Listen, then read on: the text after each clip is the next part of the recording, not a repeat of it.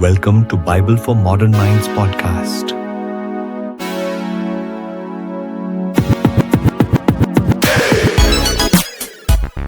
Today, we are getting into a really powerful story. It's a look at the life of Raji Patel, a man who, for basically his entire young adult life, was at the absolute peak of his world in rural India.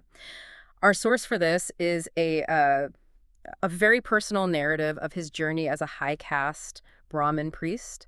And our mission here is to unpack what happens when a belief forces you to abandon, well, everything, not just your job, but your identity, your social standing, your family. And we really have to start there with what he was leaving behind. Yeah. I mean, this isn't just someone changing churches. Yeah. Raji Patel was a figure of, immense authority. To get the scale of his sacrifice, you have to understand the world he was born into. He was a Brahmin, a priest, a scholar. In his village, that put him at the very top of the pyramid. Exactly. The sources are clear that his father was already the respected priest at the local Shiva temple. So for Raji, this wasn't really a career choice. It was his destiny. It was his destiny. And it was a destiny that demanded just absolute rigor. His formal education started when he was 7 years old. And this is not, normal school. This was intense, memorization-heavy spiritual discipline. Yeah, think about that daily routine. Waking up before dawn, going to the river for ritual bathing. For purification. Right, for purification. And then hours spent memorizing ancient Sanskrit. If you made a mistake, there was discipline. It reinforces this whole idea that spiritual truth demands, flawless personal effort. And that all leads up to the Upanayana ceremony when he's 16. He becomes twice born. Yeah. That ritual basically solidifies his place. He finishes his studies. He marries Lakshmi in an arranged marriage to another Brahmin. His life path was, as the source puts it, set and unquestionable. And this status, it wasn't just about respect. It was financial and social security for his entire family. Completely. The belief system that this whole life ran on was based on dharma and karma. Can you break that down for us? Because understanding that is, I think, key to the crisis that comes later. Absolutely. So dharma is your sacred duty. It's the right path, and it's defined by your caste, your role. For Raji, it meant following every single ritual, all the purity rules perfectly. Okay. Karma, then, is the result of those actions. The goal is to build up good karma through all that effort, which ensures, a better reincarnation or maybe even liberation from the cycle. It's a system based entirely on your own merit. It sounds exhausting. I mean, the pressure to be perfect every single day. It is. And this is where we see the very first crack in that perfect exterior. The sources say that even though he was this picture of devotion, he felt this deep dissatisfaction. In his deepest meditations, he felt a void, an insurmountable distance, he called it, between him and the gods. That's so interesting. He's doing everything right, performing all the duties, but the more he does, the farther away he feels. So what did he do with those feelings? He buried them.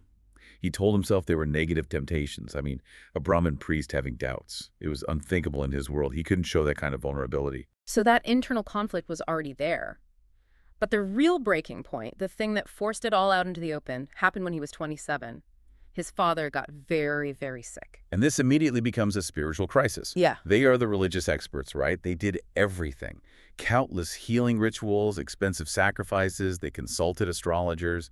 But his father just kept getting weaker. And that contradiction must have been just agonizing for Raji. If good karma and following your dharma guarantees a good outcome, why was this incredibly devout man being abandoned? Exactly. The failure of all his spiritual knowledge to produce any tangible result just ripped his faith apart. And right into that moment of despair walks this outside force, a medical team from an NGO. Something he would have normally dismissed. Completely, and specifically a doctor named Thomas, a Christian from Kerala.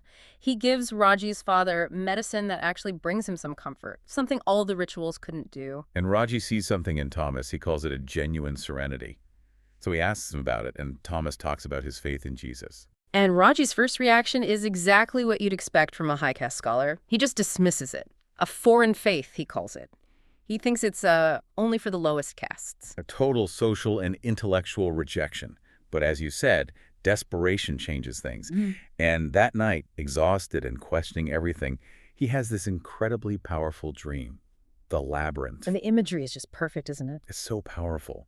He's trapped in a dark maze, and he's being physically weighed down by the Vedas, the sacred texts. The very things that gave him his status are now crushing him. They're trapping him. And then a compassionate figure appears, someone he doesn't recognize, and says, "Come to me, all you who are weary and burdened, and I will give you rest." And when he takes the man's hand, the books just vanish. Yeah. And he feels this incredible relief. So the next morning, he goes to find Thomas. He discreetly asks for, one of his books. And Thomas gives him a small copy of the Gospel of John in Hindi.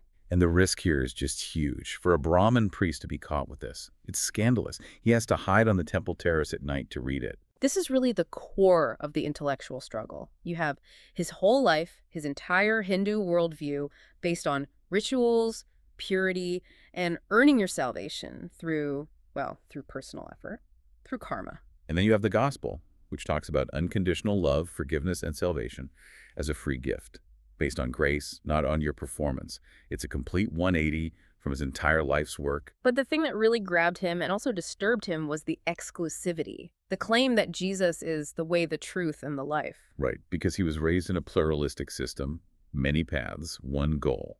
This claim demanded a choice. He couldn't just add Jesus to his pantheon of gods. It was all or nothing. And then, just 3 weeks later, his father dies. The Hindu texts felt distant, abstract, but the words he was reading in secret, like "I am the resurrection and the life," offered something tangible, a concrete hope. So he's made this internal shift, but his public life continues. He has to take over his father's priestly duties, performing all the rituals with perfect precision. He described it as living a life of duplicity. That must have been an incredible strain. And it all comes to a head about a year later with a second dream. The river. Another perfect metaphor. On his side of the river, he sees everything familiar and safe. The priests, the community, the rituals, his whole life. And on the other side, Across the turbulent water, just a simple wooden cross. And he sees Jesus walking on the water, inviting him to cross over. But he knows crossing means leaving everything behind. when he woke up, the choice was made. The internal debate was over. Now it just had to become public. And it happened during a morning ritual. He's reciting mantras he's known his whole life, and suddenly the words are just empty. The statues look like mere stone and metal. He knew he couldn't live the lie for one more second. He silently chose to follow Jesus. And the first person who has to deal with the consequences is his wife, Lakshmi. Her reaction wasn't spiritual. It was practical. It was, what will happen to us? Total survival instinct. She knew what this meant. She knew it meant social death. She agreed to read the gospel, but probably more out of a love for him than any conviction at that point.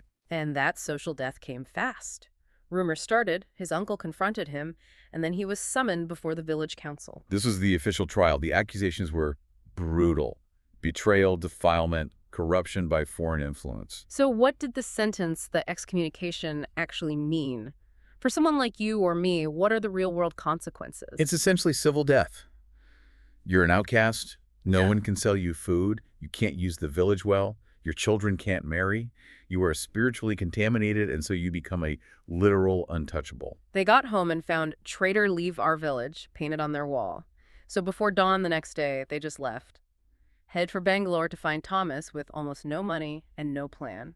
And their arrival in Bangalore is really the beginning of building a new life from scratch. Thomas and his wife Sarah gave them a place to stay, and this was Raji's first real experience of Christian acceptance. It wasn't based on his caste, just on his need. But the practical problems were huge. I mean, what are his job skills? Memorizing Sanskrit? Exactly. All that training that made him an elite was suddenly useless. But Thomas saw that he was highly educated, fluent in several languages. He got a job as a translator for a Christian organization. And Lakshmi used her skills in sewing and embroidery to get work. They went from being the spiritual elite to being, office and manual workers. A simple life, but one with a freedom they'd never had. 3 months later, Raji was baptized in a river.